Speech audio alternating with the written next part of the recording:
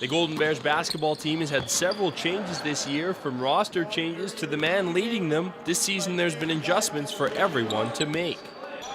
And that's another reason I think we're just going to continue to get better throughout this season. I don't think we're even really near our peak performance levels, which is normal for this time of year, but particularly with some of the new faces, let alone, I mean, I'm new here. And so all the guys on the team have to figure out what's this new crazy coach wants. We don't understand what he's talking about. So, you know, it's an adjustment period for everybody. Definitely like some things like team chemistry on the court. You need to definitely work on those a little bit. Those will come with time, obviously. But then just other little like tactical things that coach gives us, forcing baseline or whatever it might be. Those things we definitely need to work on as veterans for sure. However, with all of these changes, by no means is this season a rebuilding one. The core that took this team to the national championship game last year is still here, led by fourth-year forward Jordan Baker, who's one of the top players in Canada.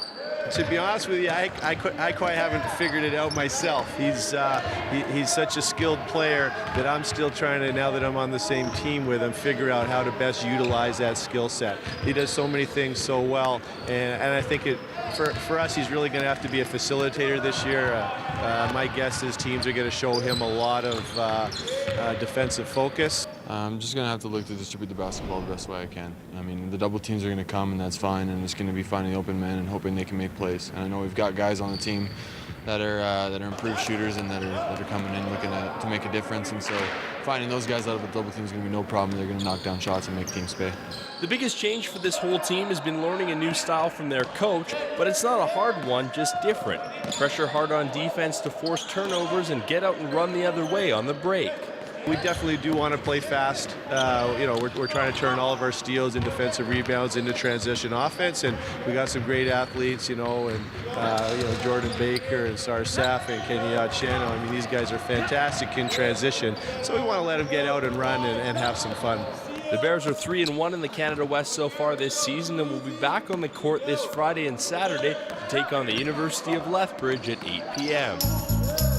And now we'll look at some sporting events happening in and around the city this weekend. In the AJHL Friday night, the Saints are at home to the Oilers. No, not the Edmonton Oilers, the Okotoks Oilers at 7 p.m. out in Spruce Grove. Then on Saturday, it's North Division Finals for all tiers of high school football, starting with the Royals and the Bisons in Tier 4 at noon. Then the second game at foot is the Tier 3 North Final between the Lions and the Skyhawks at 2:30. Over at Clark Park, starting at 1:30, it's the Tier 2 North Final between the Crusaders and the Tigers.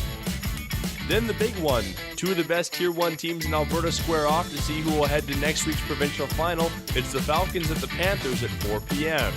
Saturday night, the Saints are back at home, but this time at their second home out in Stony Plain at the Glen Hull Arena against the Calgary Mustangs at 7.